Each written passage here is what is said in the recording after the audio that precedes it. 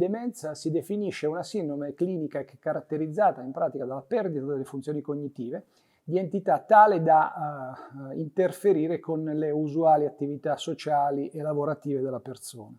La sindrome si contraddistingue appunto dalla comparsa di sintomi che sono sintomi cognitivi e sintomi non cognitivi. Lo scopo di questa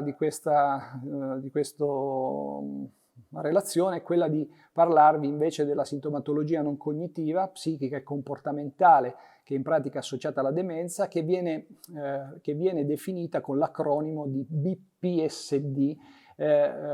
che sono da Behavior and Psychological Symptoms of Dementia, cioè sono dei sintomi comportamentali e psicologici in pratica della demenza, che sono caratterizzati da un'alterazione in pratica della percezione, del contenuto di pensiero o dell'umore,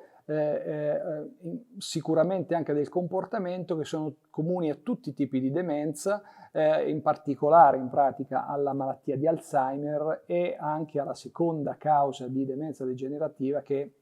la demenza a corpi di Levi. In primo luogo, dicevamo, alterazioni dell'umore. Molto spesso ci sono condizioni di depressione, di labilità emotiva, di euforia, di ansia, talvolta nelle fasi più avanzate in pratica della demenza, soprattutto nelle forme così inibite, diciamo che c'è una vera e propria apatia con un quadro di appiattimento emotivo. O disturbi ben più rilevanti che sconvolgono qualche volta anche l'equilibrio familiare sono invece quei sintomi che sono sintomi psicotici, tra i quali i deliri, le allucinazioni, la misidentificazione o conosciuti anche come falsi riconoscimenti di immagini che possono essere immagini visive, televisive o fotografiche che il paziente ritiene reali e che in un qualche modo quindi inducono una alterazione anche comportamentale. Alterazione comportamentale è un altro di questi sintomi, con un'agitazione, talvolta anche con aggressività fisica, verbale, con una irritabilità, talvolta anche associata a disturbi dell'attività psicomotoria, con un'attività motoria aberrante. A questi sintomi molto spesso si associano anche dei disturbi di tipo neurovegetativo, una sintomatologia neurovegetativa con alterazioni in pratica del ritmo sonno-veglia,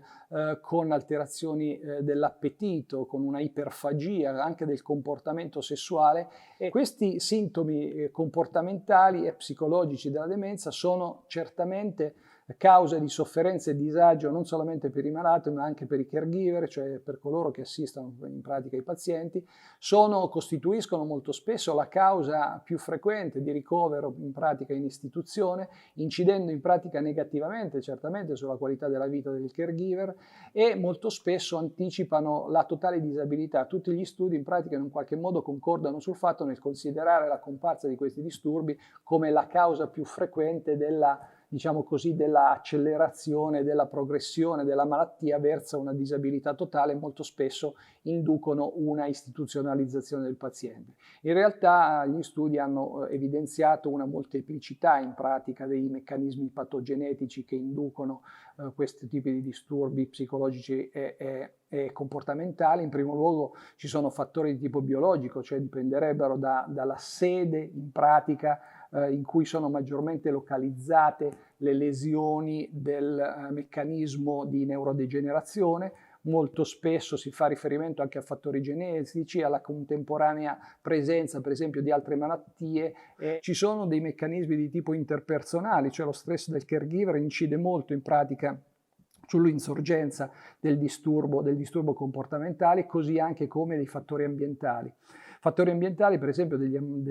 ambienti troppo rumorosi o poco illuminati o eccessivamente illuminati, molto spesso anche il cambiamento, per esempio, di residenza possono innescare e scatenare dei disturbi comportamentali di questo genere. Recentemente sono state fatte delle valutazioni molto interessanti sul fatto che la gravità dei sintomi comportamentali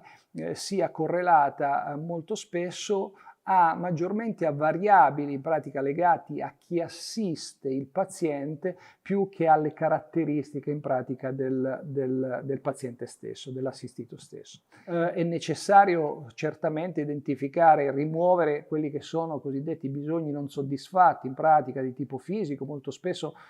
c'è un sintomo che è il dolore nel paziente con un affetto da una patologia demenziale che non è che il paziente ha difficoltà ad esprimere, che molto spesso è presente e che se non trattato può innescare appunto disturbi di questo genere. Impiegare in generale anche delle modalità di comunicazione adeguate e anche delle attività quotidiane di tipo rutinario e in un qualche modo rassicurante sono dei possibili interventi di tipo non farmacologico per questo tipo di disturbi. La presenza di questi disturbi va in primo luogo eventualmente trattata con trattamenti non farmacologici. Bisognerebbe in un qualche modo, diciamo così, ricordare che dietro un comportamento di questo genere aberrante o aggressivo c'è sempre una sorta di disagio, di sofferenza, di difficoltà di comunicazione e che in un qualche modo dobbiamo cercare di scoprire e di risolvere.